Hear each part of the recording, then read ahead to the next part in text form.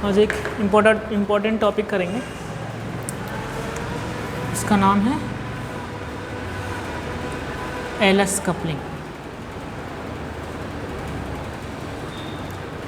बहुत बार पूछा गया है एग्जाम में एलएस कपलिंग। इसको एक और नाम दिया जाता है, इसको रसेल सॉन्डर कपलिंग भी कहा जाता है।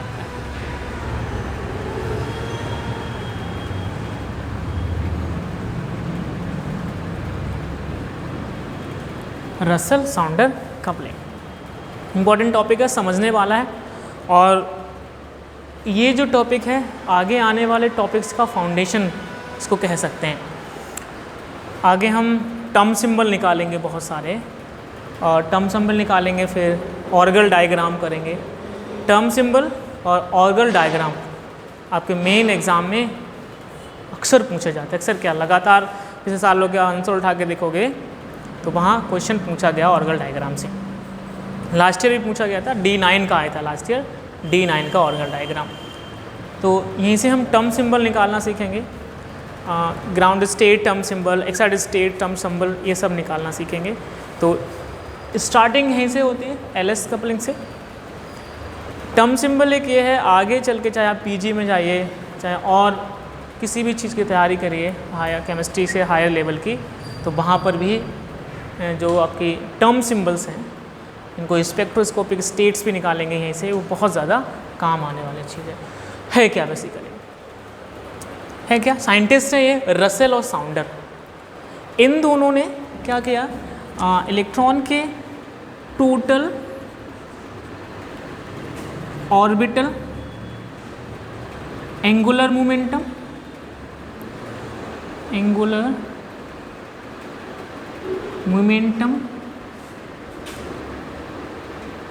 एल, ये निकाला, ठीक है। इलेक्ट्रॉन का टोटल ऑर्बिटल एंगुलर मोमेंटम निकाला, और साथ ही उसी का total spin angular momentum capital S निकाला।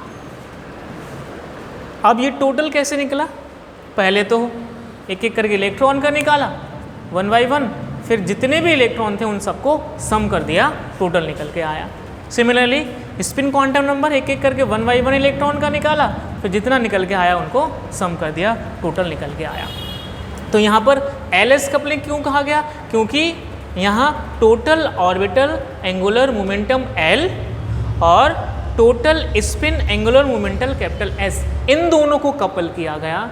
इन दोनों को कपल करके एक और कपलिंग कांस्टेंट निकाला गया। आप लोगों ने फिजिक्स में पढ़ा होगा शायद, कपलिंग कांस्टेंट जे फाइंड आउट किया जाकर, इसीलिए इसको एलएस कपलिंग कहा जाता है। क्योंकि रसेल और साउंडर ने दिया था, इसीलिए इसको रसेल साउंडर कपलिंग कहा जाता है क्या बेसिकली, कैसे करते हैं, इसके रूल्स क्या हैं डिटरमाइन करने के। रूल्स इंपॉर्टेंट चीज़ होती है, रूल्स अगर हमें अच्छे से आ गए तो हम किसी भी चीज़ को फाइंड आउट कर सकते हैं आसानी से। होता क्या है, किसी भी हमें एटम का या आयन का या जो भी इलेक्ट्रॉनिक कॉन्फ़िगरेशन गिवन है, उसका हमें कपलिंग निकालना है, कपलिंग कांस्टेंट करना है, या फिर कोई टर्म सिंबल निकालना है। तो हमें क्या करना होता है, हमें एल निकालना है, एल की वैल्यू निकालनी है और एस की वैल्यू निकालनी है, ठीक है। तो जो भी आपके लिए एटम, आयन या कोई भी स्पीसीज दे रखा है, कोई प्रजाति दे रखी है, उसको पहले तो हम उसका इलेक्ट्रॉनिक कॉन्फ़िगरेशन लिख लेते हैं। इलेक्ट्रॉनिक कॉन्फ़िगरेशन लिख लेते हैं। कैसे लिखते हैं इलेक्ट्रॉनिक कॉन्फ़िगरेशन? मान लीजिए हमसे पूछा गया कि भाई कार्बन है, कार्बन के ग्राउंड स्टेट में बताइए, कार्बन की ग्राउंड स्टेट का टर्म सिंबल बताइए। कार्बन का एटॉमिक नंबर कितना होता है, 6 होता है। तो हमने क्या किया, कार्बन का इलेक्ट्रॉनिक कॉन्फ़िगरेशन लिखा, तो क्या हुआ, ये 1s2 2s2 और 2p2 हो जाता है, ठीक है, 2p2 हो जाता है। अब देखो हमें क्या करना है, लास्ट के जो इलेक्ट्रॉन्स होते हैं, लास्ट सब शेल में जो इलेक्ट्रॉन जा रहे होते हैं, ध्यान सुनना है, लास्ट सब शेल जो, अब देखो एक शेल में एक से ज़्यादा सब शेल हो सकते हैं। देखो लास्ट शेल क्या है हमारा, ये 2s और 2p है, लेकिन हमें करना है लास्ट सब शेल के इलेक्ट्रॉन लेना। तो यहाँ कौन है, p है, तो हमने यहाँ पर p ले लिया, ठीक है। पी ले लिया कुछ, पी में कितना है 2 इलेक्ट्रॉन्स है, ठीक है। यहाँ पर कितने 2 इलेक्ट्रॉन्स है। हमने क्या किया यहाँ पर इस तरह से ये लिख दिया, 2 में पी में 2 इलेक्ट्रॉन्स हैं और पी में हमने 2 इलेक्ट्रॉन्स को यहाँ शो कर दिया, राइट। अब देखो क्या होता है, एक चीज़ अगर आपको याद होगा पार्ट 1 में पढ़ा था quantum numbers, each electron 4 quantum number से रिलेटेड होता है। कौन कौन सी होती है, principal quantum number, azimuthal quantum number, magnetic quantum number और स्पिन क्वांटम नंबर। तो अब देखो क्या है, हमें L निकालनी है और S निकालनी है। अब देखो क्या होता है, अगर आपको याद होगा तो जब हम मैग्नेटिक क्वांटम नंबर लिखते थे तो मैग्नेटिक क्वांटम नंबर की वैल्यू माइनस से प्लस की ओर जाती थी। यह फॉर्मूला हुआ करता था -L से लेकर +L तक जाती थी। यानी हम कैसे निकले थे, ऐसे लिखते थे -1 0 +1, ठीक है। लेकिन जब हम रसल साउंडर कपलिंग करेंगे, LS कपलिंग करेंगे या फिर कोई भी टर्म सिंबल निकालेंगे आगे चल के, तब क्या होगा, इसको हम पलट देते हैं। यहाँ पर ये +1 0 और -1 इस तरह से लिखते हैं। इस चीज़ को ध्यान रखना है, ठीक है। तो ये मैग्नेटिक क्वांटम नंबर है। अब क्या है, ये जो मैग्नेटिक क्वांटम नंबर है, इसी मैग्नेटिक क्वांटम नंबर से हमारे लिए L की वैल्यू मिलती है। L की वैल्यू मिलती है कैसे करके, अब देखो भाई हमारे पास L जितने भी इलेक्ट्रॉन होते हैं, जितने भी इलेक्ट्रॉन हैं, उन सब के नीचे क्या वैल्यू लिखी होती है, उन सब को हम सम कर देते हैं, जोड़ देते हैं। तो देखो इसके नीचे कितना है 1, इसके नीचे 0, तो क्या हो गया 1 + 0 = 1 निकल के आ गया, ठीक है। ये कब है, जब P में 2 इलेक्ट्रॉन है। अगर मान लीजिए हमारे पास P में 3 इलेक्ट्रॉन हो गए, P में 3 इलेक्ट्रॉन हो गए, तब क्या आएगी L की वैल्यू निकल के, यहाँ 1 2 3, ये +1 0 -1, ठीक है। अब देखो हम P के यहाँ से इस P3 के लिए, P3 की L की वैल्यू अगर हम फाइंड आउट करें तो क्या निकलेगी जाकर, इसके नीचे क्या है +1, ये क्या है फिर 0, और ये क्या है हमारे पास, फिर क्या है हमारे पास -1 है। तो देखो +1 -1 तो कैंसिल आउट हो गए, तो क्या बचा L = 0 बच जाता है। तो यहाँ L की वैल्यू कितनी आई, 0 निकल के आई, ठीक है। अब देखिए अगर हमारे पास अगर P4 है, अगर P में 4 इलेक्ट्रॉन्स हैं, तब क्या करेंगे, तब देखिए भाई क्या करना है, ये 1 2 3 4, तो ये +1 0 -1, फिर से क्या करेंगे। अब देखो क्या करना है, यहाँ अगर हम L की वैल्यू निकालें तो देखो एक इलेक्ट्रॉन है तो उसके लिए +1 था, लेकिन अब यहाँ पर कितने हैं 2 इलेक्ट्रॉन्स हैं, तो ईच इलेक्ट्रॉन के लिए +1, जब 2 इलेक्ट्रॉन है तो +1 +1, यानी यहाँ कितना हो जाएगा, ये +2 हो जाएगा। एक इलेक्ट्रॉन के लिए +1 है तो 2 के लिए +2 हो जाएगा। तो देखो यहाँ कितना हो गया, 2 इलेक्ट्रॉन्स के लिए +2 हो गया, प्लस इसके नीचे क्या लिखा है 0 लिखा है, ये क्या है आपका -1 है। तो कितना बचा जाकर, L की वैल्यू कितनी आई बताओ, ये -1, ये प्लस का 2, प्लस का 1 बचा जाकर। तो इस तरह से हम किसी भी चीज़ की L की वैल्यू फाइंड आउट कर लेते हैं। अच्छा मान लीजिए हमारे पास D सब शेल दे रखा हो, ठीक है, D सब शेल दे रखा हो, किसी ने कहा भाई D में 1 इलेक्ट्रॉन है, D में 1 है, तो इसके लिए बताइए L की वैल्यू कितनी होगी। तो हमने क्या किया, ये लो D लिया हमने, ये D लिया, ठीक है। D में 5 ऑर्बिटल्स होते हैं, ठीक है, तो यहाँ 1 इलेक्ट्रॉन हमने यहाँ लिख दिया। तो इसके लिए स्पिन जो हमारी मैग्नेटिक क्वांटम नंबर्स थी कैसे थी, +2 +1 0 -1 -2, ठीक है, ये तो है। तब देखो चूंकि यहाँ पर इकलौता इलेक्ट्रॉन है तो इसके लिए L की वैल्यू कितनी हो गई, कितनी आई 2 निकल के आ गई +2, ठीक है। देख लो अंशु, बाद में नोट करते रहना।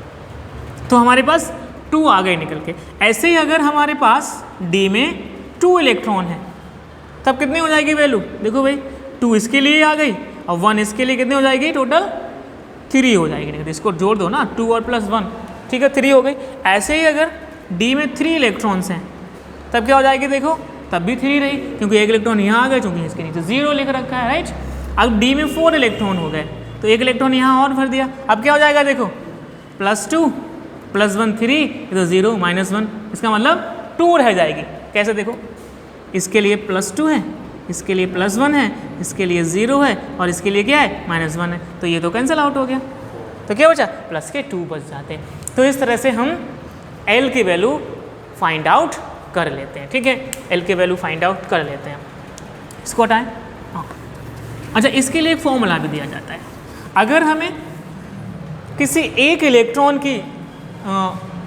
इलेक्ट्रॉन का और ऑर्बिटल मोमेंटम फाइंड आउट करना है तो इसके लिए फॉर्मूला होता है √L × L+1। ये किसके लिए? एक इलेक्ट्रॉन के लिए। और टोटल एंगुलर मोमेंटम डिटरमाइन करना है तो क्या करेंगे, हमारे पास √L × L+1। ठीक है, तो इस फॉर्मूले से भी हम फाइंड आउट कर सकते हैं। ये हमारा आसान तरीका है, यहाँ से हम इजीली निकाल सकते हैं।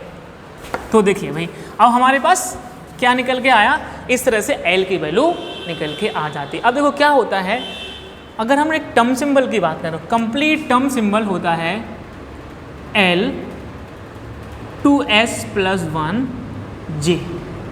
ये आपका कंप्लीट टर्म सिंबल कहलाता है, इसको याद रख लो हमेशा के लिए। हमें क्या है, देखो L की वैल्यू निकालनी है, हमें J निकालना है, और ये फॉर्मूला ये कहलाता है स्पिन मल्टीप्लिसिटी। ये जो फॉर्मूला दे रखा है 2s+1, ये स्पिन मल्टीप्लिसिटी का फॉर्मूला कहलाता है। तो हमें क्या करना है, स्पिन मल्टीप्लिसिटी निकाल लेनी है कैलकुलेट करके। L की वैल्यू से टर्म सिंबल मिल जाएंगे और J की वैल्यू हमें मिल जाएगी, जब हम L और S दोनों हमें मिल जाएंगे। अब देखो भाई, हम पहले L की वैल्यू की बात कर रहे थे, तो L की वैल्यू हमें क्या देते हैं, टर्म सिंबल देते हैं। कैसे टर्म सिंबल देते हैं, देखिए एक चीज़ को भी आप ना नोट कर लो अच्छे से। क्या होता है कि अगर L की वैल्यू कहीं 0 आई, 1 2 3 4, थोड़ा और आगे लिखें, L 1 0 0 1 2 3 4 5। ठीक है, तो कैसे हो जाएंगे, तो 0 के लिए टर्म सिंबल, यहाँ हमने लिखा टर्म सिंबल। L की वैल्यू 0 होने पर टर्म सिंबल आपका S हो जाएगा। L की वैल्यू 0 होने पर term symbol S, term symbol को हम कैपिटल लेटर्स में लिखते हैं, ये ध्यान रखना है। L की वैल्यू 1 होने पर टर्म सिंबल P हो जाएगा। L की वैल्यू 2 होने पर टर्म सिंबल D हो जाएगा। ठीक है, और L की वैल्यू 3 होने पर टर्म सिंबल F हो जाएगा, 4 होने पर G H, और 6 है तो I हो जाएगा। ठीक है, तो देखो याद कैसे रखेंगे, 0 1 2 3 से लेकर 6 तक तो याद रखो नंबर। ये तो हमारे कॉमन है, सब सेल भी तो ऐसे होते थे SPDF, सब सेल SPDF होते थे। आगे क्या निकल आया, GHI। देखो अगर हमने इसको ऐसे लिख दिया GHI तो क्या बन गया, घी बन गया ना, घी, SPDF घी। तो ये क्या है, टर्म सिंबल निकल के आ जाते हैं L की वैल्यू पर डिपेंड करके। ठीक है, तो L की वैल्यू हमें क्या देता है, टर्म सिंबल देता है। तो इस तरह से यहाँ लिखा है L। अगर हमें L की वैल्यू मिल जाएगी, मान लीजिए कहीं पर L की वैल्यू 1 आई, तो L की जगह क्या रख देंगे, हम P लिख देंगे। ठीक है, तो इस तरह से हमने देख लिया कि L की वैल्यू को हम डिटरमाइन कर लेते हैं। तो इसका हम निकाल लेते हैं, 2P है, 2P2। ठीक है, तो यहाँ पे P में 2 इलेक्ट्रॉन्स थे हमारे पास, और ये हमारा +1 0 -1।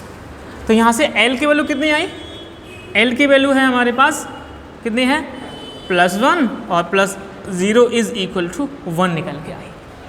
ठीक है, अब देखो भाई, जब L की वैल्यू 1 आई हमारे पास, तो 1 के लिए टर्म सिंबल क्या हो जाएगा, P हो जाएगा। ठीक है, तो हमने यहाँ लिख दिया P। ठीक है, और अभी हमें क्या बचा हुआ है, 2s+1 भी चाहिए हमें और J भी चाहिए। 2s+1 कब निकलेगा हमसे, जब हम S की वैल्यू निकाल लेते हैं। ठीक है भाई, L की वैल्यू डिटरमाइन करना आ गई। ठीक है, क्लियर है। अगर F की भी हो तब भी ऐसे, अगर मान लीजिए F दे रखा है आपके लिए, किसी ने कहा भाई F में 4 इलेक्ट्रॉन्स हैं, तो इसके लिए बताइए L की वैल्यू कितनी होगी। तो हमने पता है F में तो 7 ऑर्बिटल्स होते हैं। ठीक है, 4 इलेक्ट्रॉन है, 1 2 3 4। ठीक है, इसके लिए क्या हो जाएगा, +3 +2 +1 0 -1 -2 -3। तो देखो +3 ये हो गया, +2 कितना हो गया, 5, और ये 6, ये तो 0 ही है। तो यहाँ कितनी हो गई L की वैल्यू, 6 निकल के आ गई। तो इस तरह से हम किसी की भी एल की वैल्यू से, मैग्नेटिक क्वांटम नंबर की वैल्यू से हम क्या है एल की वैल्यू फाइंड आउट कर लेते हैं। हो गया क्लियर? ये ध्यान रखना, वैल्यू हम काउंट तभी करेंगे जब उसमें ऑर्बिटल में इलेक्ट्रॉन होगा। अगर इलेक्ट्रॉन नहीं है, आपने जोड़ दिया, तब आपका मामला खराब हो जाएगा। हमें क्या करना, अगर ऑर्बिटल में इलेक्ट्रॉन है तभी उसकी मैग्नेटिक क्वांटम नंबर की वैल्यू को ऐड करेंगे। अगर ऑर्बिटल में इलेक्ट्रॉन नहीं है तो हमें उसमें ऐड करने की ज़रूरत नहीं है। ठीक है, तो हमने देख लिया, ये निकल के आ गया।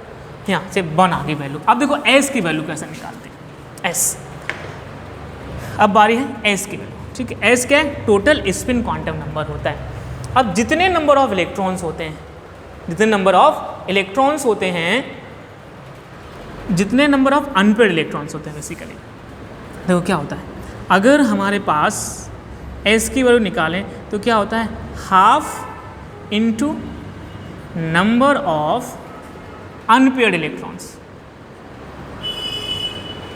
Unpaired electrons, capital S. ठीक है, यहाँ से हम निकाल लेते हैं एस की वैल्यू। ठीक है, total spin angular momentum, S is equal to half into number of unpaired electrons. ठीक है, तो देखो भाई यहाँ कितने अनपेयर्ड हैं, 2 हैं, तो ये हमारे 2p2 के लिए कितना हो जाएगा, हाफ इंटू 2 कितना हो जाएगा, 2 से 2 कैंसिल आउट, क्या 1 बचा।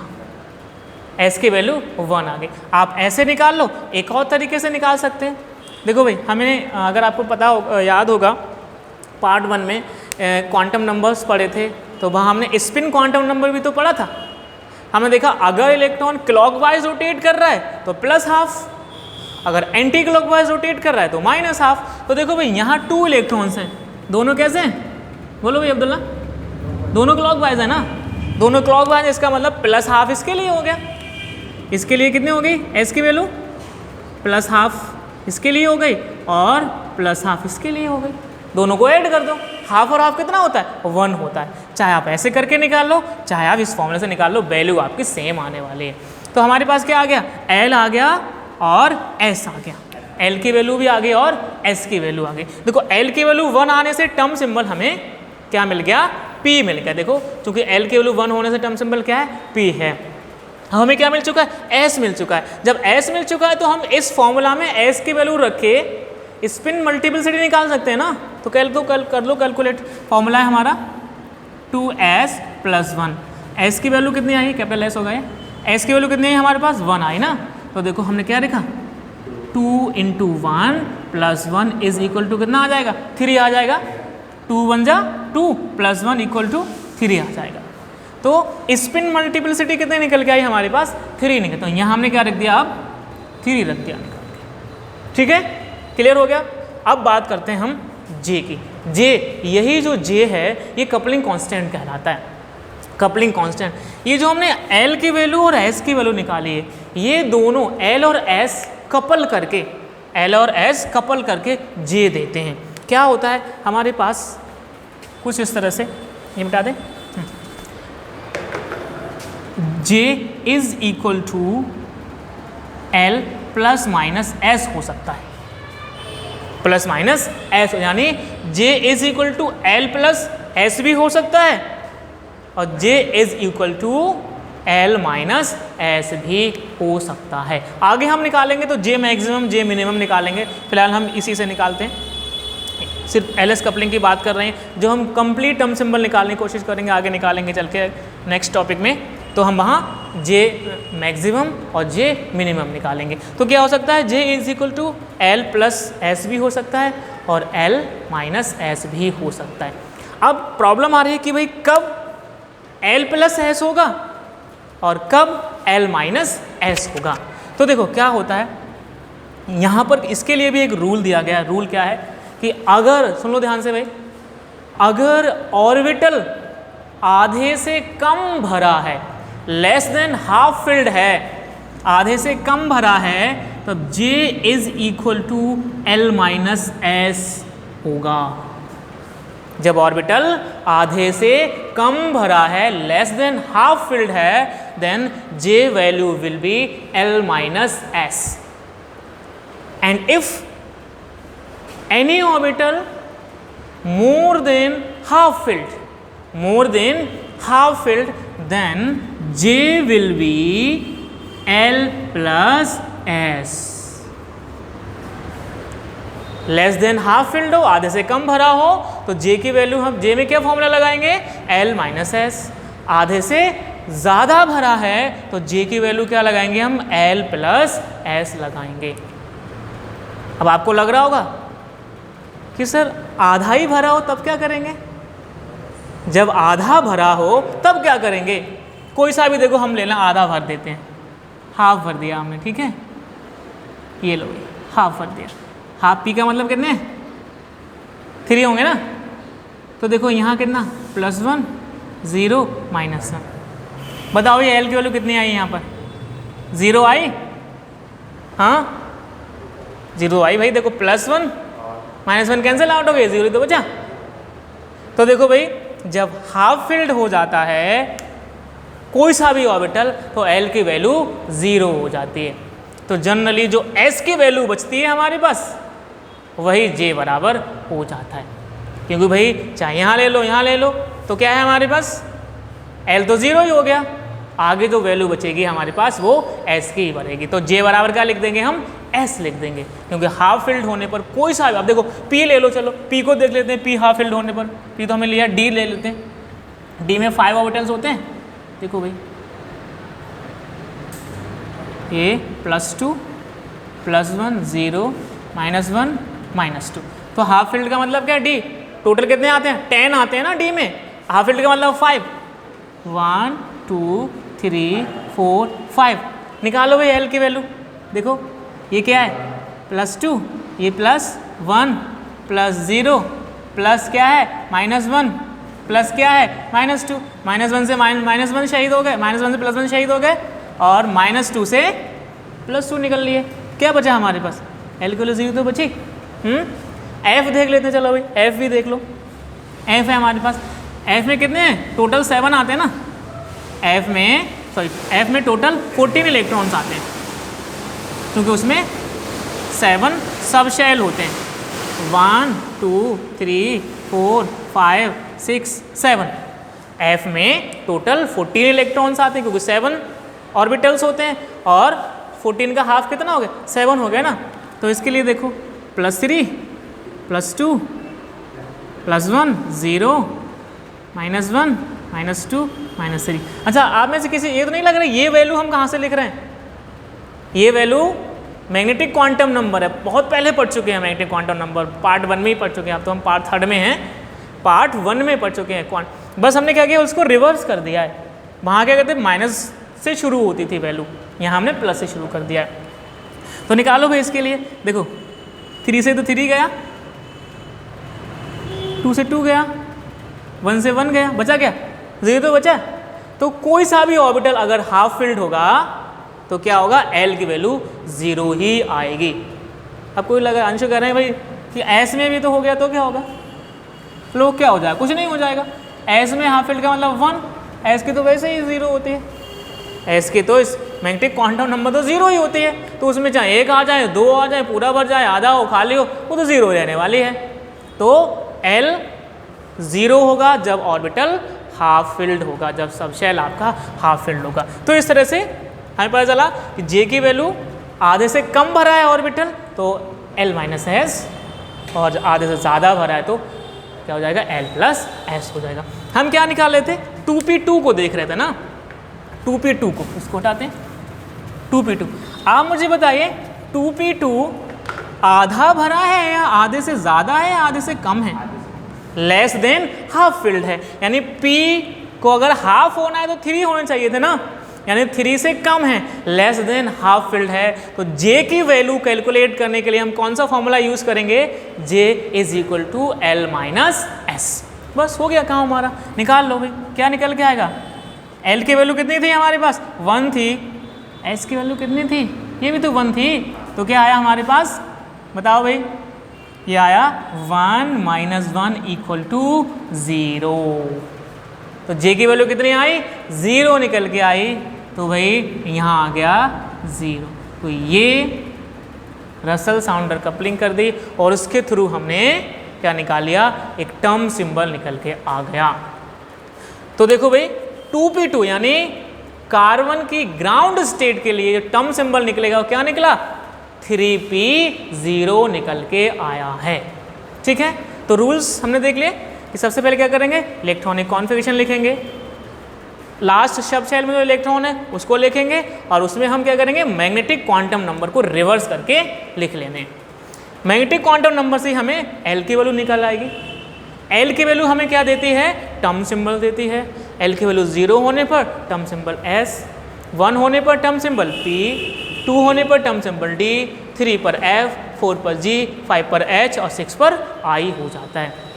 कंप्लीट टर्म सिंबल हमारा क्या होता है, 2s + 1 एल जे होता है। ठीक है, तो हम एस, एल और जे की वैल्यू निकाल के हमारे पास कंप्लीट टर्म सिंबल निकल के आ जाता है। कुछ और एग्जाम्पल देखते हैं। ठीक है, ऐसे ही हम कुछ और एग्जाम्पल देखते हैं। अगर हमने आपसे कहा कि कोई एक इलेक्ट्रॉनिक कॉन्फ़िगरेशन है, हमने लिया P4 में अगर हम निकालें तो P4 में क्या निकलेगा, ये हमारा L था 0 1, ये टर्म सिंबल SP। ठीक है, तो हमने P4 इलेक्ट्रॉनिक कॉन्फ़िगरेशन लिया, यानी P में कितने हैं, 4 इलेक्ट्रॉन्स हैं। तो हमने क्या किया, पहले तो हमने P बना लिया। तो फर्स्ट प्रायोरिटी क्या होगी हमारी, L और S की वैल्यू को कैलकुलेट करना। तो देखो हमने इलेक्ट्रॉन फिल कर दिए 1 2 3 4। ये चीज़ ध्यान रखना है, इलेक्ट्रॉन्स की फिलिंग हम आउवाउ प्रिंसिपल या फिर हुन्स रूल, स्पेशली यहाँ तो हुन्स रूल अप्लाई होगा, हुन्स रूल के अकॉर्डिंग फिल करेंगे। क्या होता है हुन्स रूल, क्या कहता है कि इलेक्ट्रॉनों की पेयरिंग तब तक पॉसिबल नहीं होती है जब तक ईच यानी प्रत्येक ऑर्बिटल में एक एक इलेक्ट्रॉन ना भर जाए। ये ध्यान रखना, इस रूल को भी हमें फॉलो कराना है। तो देखो 4 इलेक्ट्रॉन फिलअप कर दिए हमने।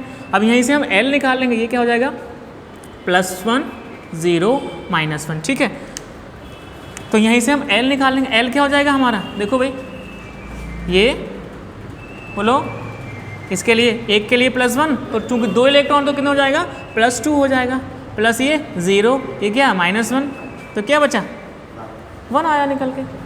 ठीक है, 1 ही निकल के आया। अब L की वैल्यू तो 1 आ गई। S निकाल लेते हैं। S क्या था हमारा, half into number of unpaired electrons. ठीक है, अनपेयर्ड कितने दिख रहे हैं हमारे पास, 2 दिख रहे हैं ना, ये इधर देखो, यहाँ पर एक ये, तो कितना हो गया हाफ इंटू 2, बस इसका भी क्या आया 1 निकल के आया।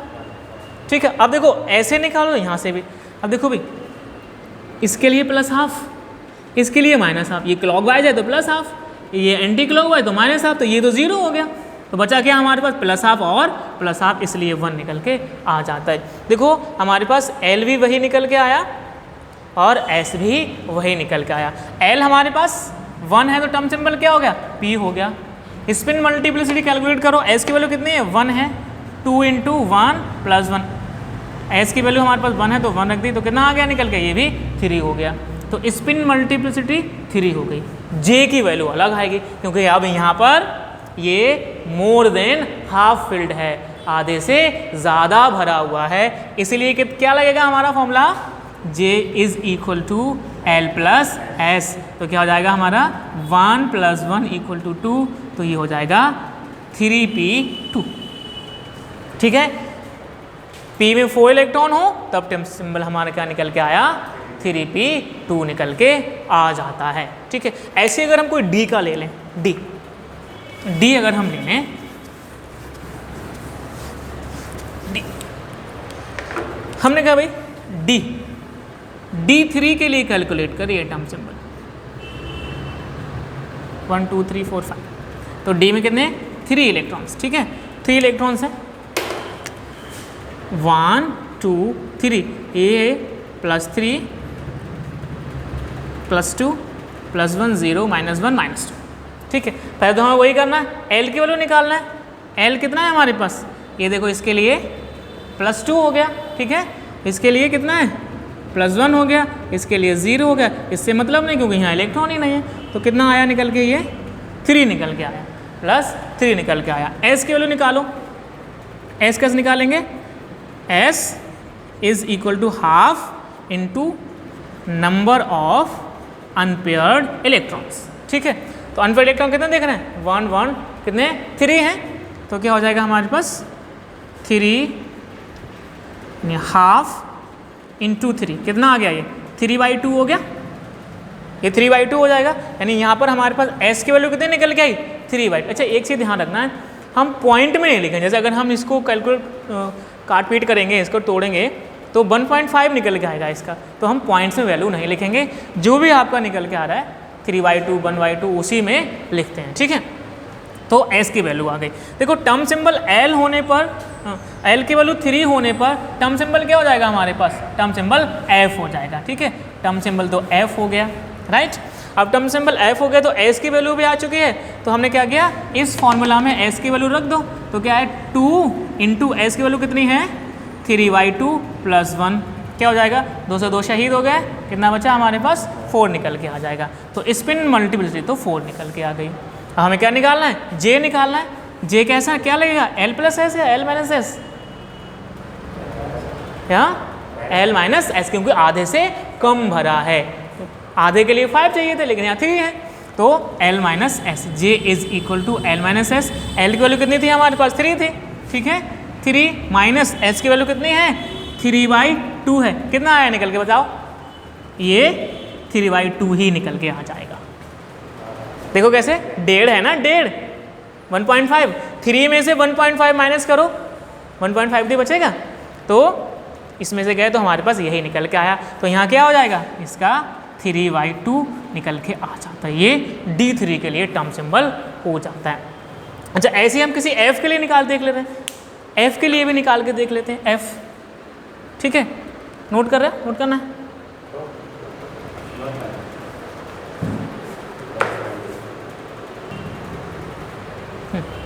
तो ऐसे हम f के लिए भी निकाल सकते हैं, f का कुछ ले लिया हमने कहा भाई f में 8 इलेक्ट्रॉन्स हैं, F8 के लिए निकालिए टर्म सिंबल क्या होगा, या रसल साउंडर कपलिंग करके दिखाइए f के लिए, f, तो यहाँ हमने f ले लिया, F8 लिया ना हमने, क्योंकि हमें पता है f में 7 ऑर्बिटल्स होते हैं, 1 2 3 4 5 6, 1 2 3 4 5 6 7, ठीक है, 8 फिलअप कर दिया, 1 2 3 4 5 6 7 8, ये +3 +2 +1 0 -1 -2 और ये -3 हो जाता है। करते हैं भाई L की वैल्यू कैलकुलेट। देखो एक इलेक्ट्रॉन के लिए +3 है, तो 2 के लिए कितने हो जाएगी +6। देखो एक के लिए +3 है, तो इसमें तो 2 इलेक्ट्रॉन है ना। देखो यहाँ क्लॉकवाइज और एंटी क्लॉकवाइज से मतलब नहीं होता है, क्लॉकवाइज और एंटी क्लॉकवाइज से मतलब नहीं होता है। देखो भाई घर में खाना बनता है, तो काम कोई बच्चा कर रहा हो या नहीं कर रहा, खाना दोनों ही खाएंगे, तो ये चाहे उल्टा लेटा हो चाहे सीधा लेटा हो, भाई वैल्यू तो इसको दी ही जाएगी, ठीक है। तो यहाँ पर कितना हो जाएगा +6, और ये कितनी हो गई आपकी +2, इसके लिए +1, ये हमारी 0, ये -1, ये -2, ये -3।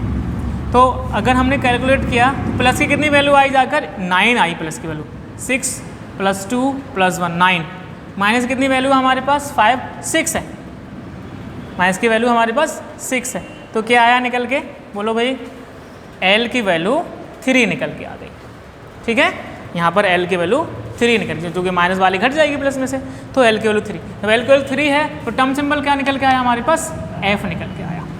अब हम निकाल लेते हैं S की वैल्यू, ठीक है, S क्या निकालेंगे, half into number of unpaired electrons, ठीक है।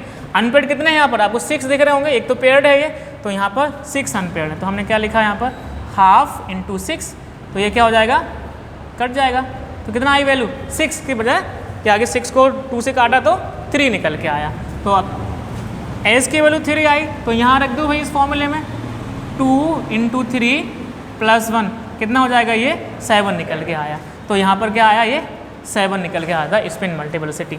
हमें क्या निकालना है, J निकालना है, तो J क्या है, मोर देन हाफ फील्ड है ना, 8 है, तो L + S निकालेंगे, तो J is equal to L + L हमने अप्लाई कर दिया, L की वैल्यू कितनी थी 3, S की वैल्यू 3, तो क्या हो जाएगा हमारे पास 3 + 3 = 6, तो ये 7 और 6 निकल के आ जाता है टर्म सिंबल F के लिए। ठीक है भाई, ओके क्लियर? कोई डाउट हो तो बताओ मुझे किसी को। देखो अब ऐसे ही अब हमें निकालना है, हमने आपसे कहा कि ni+2 के लिए निकालिए, ni+2 का टर्म सिंबल निकालिए। तो हम क्या करेंगे अब, ni+2 का मतलब क्या है, पहले हम इसका इलेक्ट्रॉनिक कॉन्फ़िगरेशन लिख लेते हैं। देखो इलेक्ट्रॉनिक कॉन्फ़िगरेशन हम तभी लिख पाएंगे जब हमें इसका एटॉमिक नंबर पता होगा। तो देखो क्या होता है, निकेल का एटॉमिक नंबर 28 होता है, राइट। तो अगर हम लिखने जाएंगे इलेक्ट्रॉनिक कॉन्फ़िगरेशन लास्ट का अगर लिखें तो हमें पता है निकेल क्या है, एक डी ब्लॉक एलिमेंट है, फर्स्ट ट्रांजिशन सीरीज़ का एलिमेंट है। मैंने आपको एक तरीका बताया था कि डी में कितने इलेक्ट्रॉन होंगे, तो आपसे कहा था कि लास्ट की जो डिजिट है फर्स्ट ट्रांजिशन सीरीज़ में और सेकेंड में थर्ड में जनरली कि लास्ट की जो डिजिट है वही डी में इलेक्ट्रॉन होते हैं, किसको छोड़कर, चौथे और 9वें एटम को छोड़कर। सीरीज़ में फोर्थ और 9th और एटम को छोड़कर। अगर हम फर्स्ट सीरीज़ की बात करें तो चौथे में कौन होता है, क्रोमियम आता है। तो क्रोमियम में क्या होता है, एक इलेक्ट्रॉन ऐसे खिंचकर वापस आ जाता है, किसमें बोलो, डी में आ जाता है। इसमें वहाँ 4 की बजाय 5 हो जाते हैं। कॉपर है, 9वां एटम कौन सा फर्स्ट सीरीज़ का, कॉपर होता है। कॉपर में क्या होता है, 9 इलेक्ट्रॉन होते हैं डी में, लेकिन क्या करता है, फुलफिल्ड होने के लिए ऐसे इलेक्ट्रॉन खींच लेता है, डी में 10 हो जाता है। लेकिन यहाँ तो भाई डी में 8 है क्योंकि आखिर में है, तो हमने क्या लिखा, 3d8 और 4s2। ये हमने आउटर मोस्ट शेल का इलेक्ट्रॉनिक कॉन्फ़िगरेशन लिख लिया निकेल का। अब हम देख पाए निकेल तो +2 में है, निकेल की यहाँ पर ऑक्सीडेशन स्टेट कितनी है, +2 है। +2 का मतलब क्या है, यहाँ से 2 इलेक्ट्रॉन निकल चुके हैं। 2 इलेक्ट्रॉन निकलने का मतलब है S से 2 इलेक्ट्रॉन निकल गए, तो S में तो 0 बचा, तो इसको हटा ही दो। अब देखो पता चल गया हमें कि निकेल +2 क्या है, D8 सिस्टम है। तो हमें किसके लिए निकालना है, D8 के लिए निकालना है। बस D8 का निकाल लो भाई, भर लिया हमने, ये हमने बना दिया डी। 1 2 3 4 5 6 7 8, ये +2 +1 0 -1 -2 निकाल लो भाई, एल की वैल्यू कितनी आ जाएगी। देखो ये तो 0 ही हो गए, ये कितने हो गए हमारे पास, हाँ ये 4 इसके लिए हो गए, 2 2 4, ये +2 इसके लिए हो गए, ये +0 हो गए, ये -1, ये -2, तो +6 ये हो गई और -3 ये हो गई, तो कितना निकल के आया, 6 - 3 = 3 निकल के आ जाता है। ठीक है, तो L की वैल्यू 3 निकल के आई, टर्म सिंबल क्या हो जाएगा, F हो जाएगा। ठीक है, अब हमें S निकालना है। S कितना है हमारे पास, S का फॉर्मूला वही है, S = ½ into number of unpaired electrons. तो यहाँ पर कितने हैं, ½ इंटू 1/1 2 है, कितना आया, 1 निकल के आया। तब जब S की वैल्यू 1 आ गई, फिर से इस फॉर्मूला में रख देते हैं, तो क्या हो जाएगा, 2 × 1 + 1 कितना होगा, 3 निकल के आया, तो ये 3 आ गया। J निकालेंगे हम, क्योंकि आधे से ज़्यादा भरा है, तो J बराबर क्या हो जाएगा हमारे पास, J = L + S। L की वैल्यू कितनी आई थी हमारे पास, 3 आई थी, S की वैल्यू कितनी आई, 1 आई है, तो ये हो जाएगा हमारे पास 3 + 1 यानी कितना हो गया, 4 हो गया, तो 3F4 निकल के आ जाएगा। ठीक है, 3D8 के लिए यानी D8 सिस्टम के लिए DF4 टर्म सिंबल निकल के आ जाता है। ठीक है, अच्छा ऐसे ही अगर वो आपसे पूछें कि टेट्राअमाइन कॉपर सेकेंड सल्फेट के लिए निकालिए, ये उसने कंपाउंड दे दिया, बोले इसके लिए ground state term symbol calculate करिए। आप तो कंफ्यूज हो गए कि भाई क्या करना, यहाँ तो सल्फर है, ऑक्सीजन है, वाटर बहुत चीज़ें, क्या निकालना है। तो ध्यान रखना ये क्या है, एक कॉम्प्लेक्स कंपाउंड है। तो कॉम्प्लेक्स कंपाउंड में हम सेंट्रल मेटल एटम का फाइंड आउट करेंगे। तो पहले तो हमें ये देखना है कि यहाँ पर जो सेंट्रल मेटल आयन है उसकी ऑक्सीडेशन स्टेट क्या है, उसकी ऑक्सीडेशन स्टेट क्या है। अगर यहाँ देखें तो यहाँ पर कॉपर +2 ऑक्सीडेशन स्टेट में अवेलेबल होता है, इसका मतलब यहाँ कॉपर का इसमें